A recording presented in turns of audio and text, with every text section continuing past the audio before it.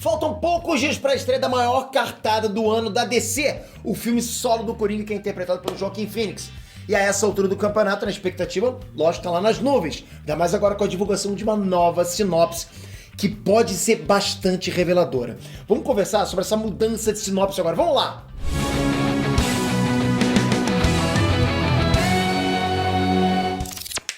Trunks, Peter aqui. Não é de agora que se percebe que o filme do Coringa tá seguindo uma linha completamente fora da curva, né, em comparação aos filmes do universo cinematográfico da DC. Não, a gente já tem visto isso. Ele é o primeiro filme a seguir essa linha do selo Dark, né, com temas mais adultos, um lado mais sombrio sendo explorado. Mas recentemente foi divulgada uma sinopse que veio não só confirmar tudo que era esperado, mas que também levou isso aí para um patamar mais alto.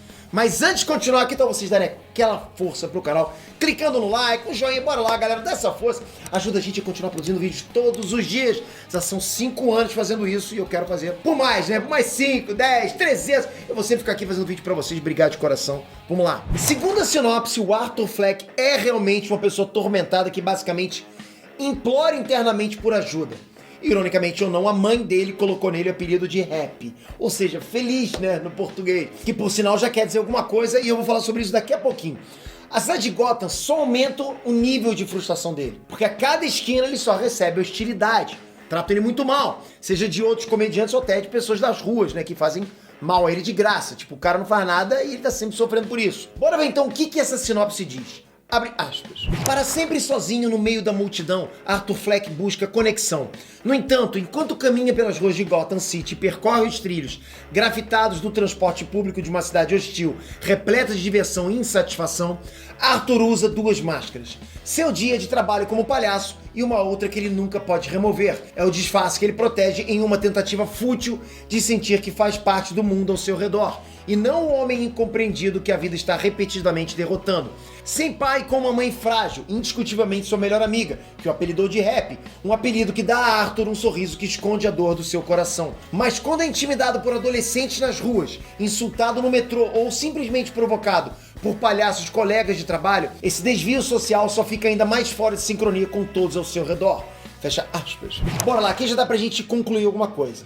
Primeiramente, a gente pode destacar o momento em que a sinopse diz que ele usa 2 máscaras, que são um personagem cômico, que o Arthur Fleck entrega, né, enquanto ele trabalha lá como palhaço, e a outra é exatamente a imagem que ele tenta passar de que ele é um homem normal em meio à multidão. Ou seja, ele é um cara amargurado, deprimido, que sofre constantemente com pensamentos destrutivos.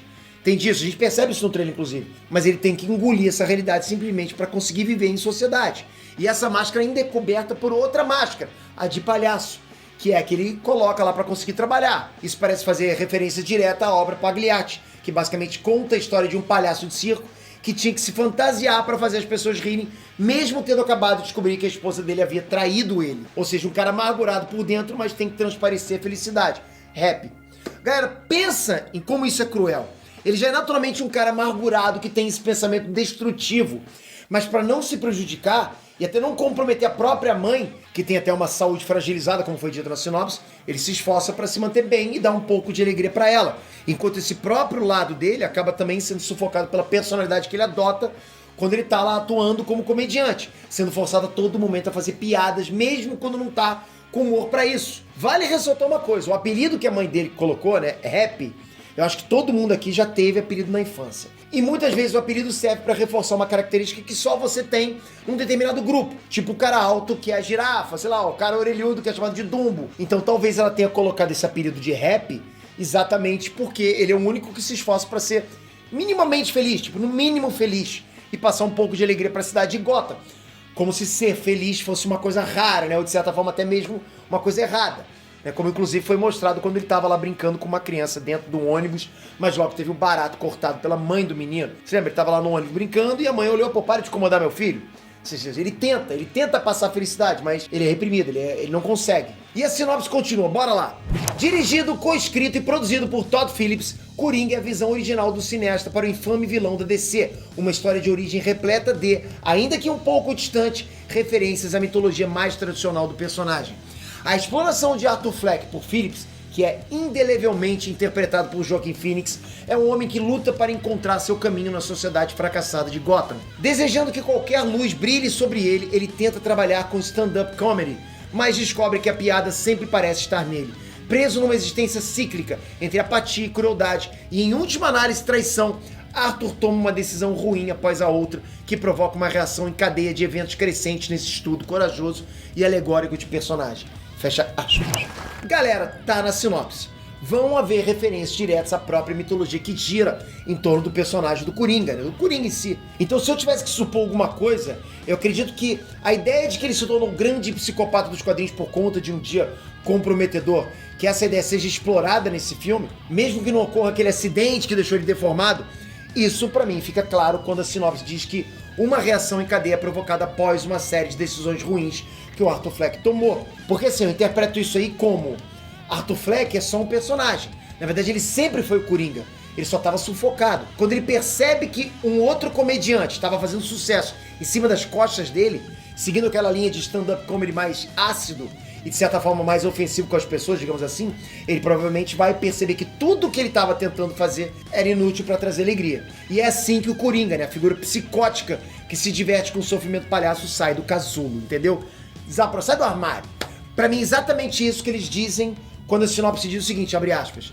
Ele tenta trabalhar com stand-up comedy, mas descobre que a piada sempre parece estar nele, fecha aspas. Ou seja, ele não faz comédia, ele é a comédia. Tá nele. Arthur Fleck é só um nome e um rosto, né? Mas o Coringa é o que tá já dentro dele.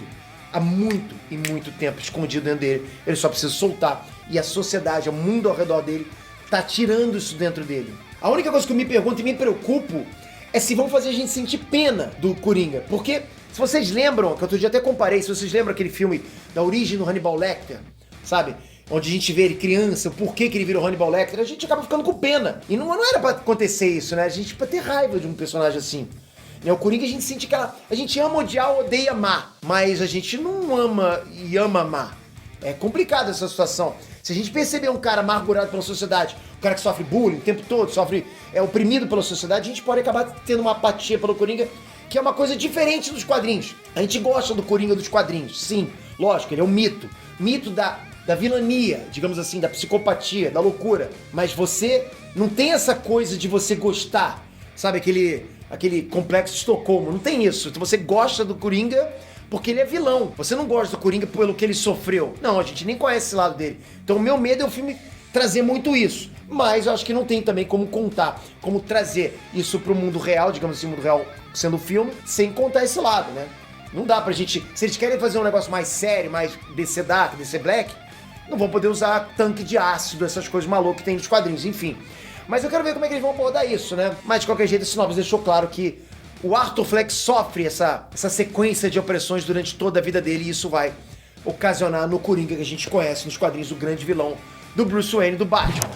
Nerd fã do DC aí no hype pra esse filme, não esquece o joinha, clica no joinha pra ajudar esse hype aqui, pra gente levantar. Eu tô muito ansioso pra esse filme.